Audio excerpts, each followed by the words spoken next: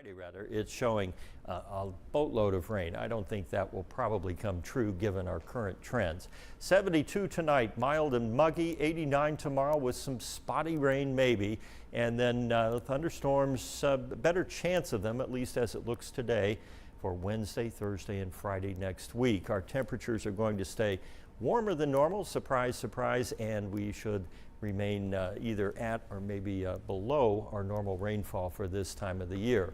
And this is Leela, the cat here for our pet pick tonight. I'm trying to alternate between cats and dogs here. I haven't had enough variety in there, but we'll get it for you. We'll let Leela watch here while I take your questions. And everybody's saying no sounds. I hope we got sound at some point. That's kind of out of my control out here. Cheyenne Hammonds hears me now, so I'll just recap. It's going to be hot and humid this weekend. 90s and the heat index in the triple digits. Okay, and they're working on the sound problem. Sometimes we've changed up how we're doing these, so we're still have a few growing pains here. Okay, watching from Henderson, no sound, that's okay. Life's gonna life. Well, that's a good way to look at it. Of course, we're in the business of pictures and sound, so we hopefully will get that fixed out there for you.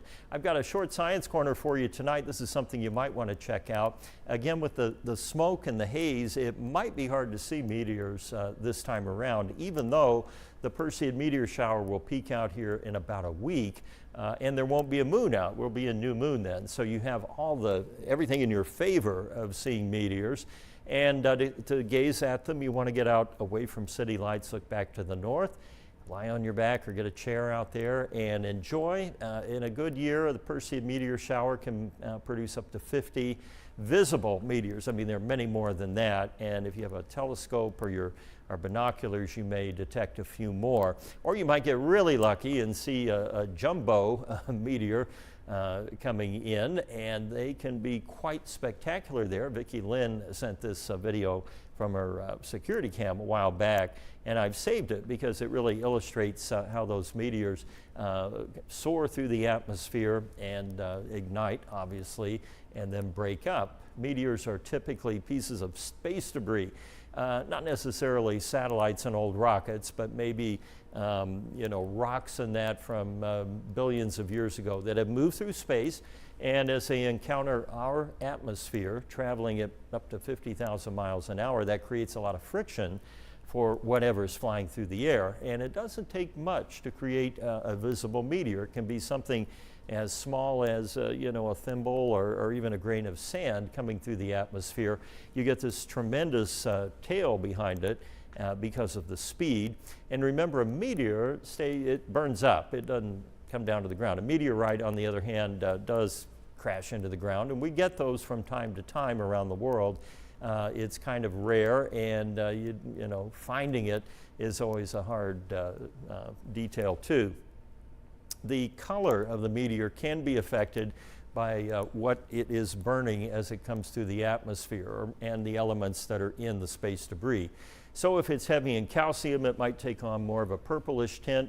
If there's more sodium, it might have an orange tail. Typically, they look kind of blue, which would indicate magnesium as the primary element in the meteor itself. All right, let me see if we have any other questions here, since we had a little audio trouble there. Those glasses are fire. Okay, these glasses. Let's see. Will there be plenty of dry time mixed with the rain next week? Zach Seats. Yes, there should be. I miss the back room. Felt more homey-like. Well, it wasn't my call to move out here to the studio. So we lost our tree house, our clubhouse. We've got a lot going on in this building right now, so it made sense to come out here, and that's why we're out here. Okay, I think I got everybody's questions answered here. I think that's it. All right. Well, with that said, I hope you all have a great weekend. It's going to be a good one too, with sunny, warm, a little humid, no rain coming our way, at least not any widespread rainfall. So do enjoy.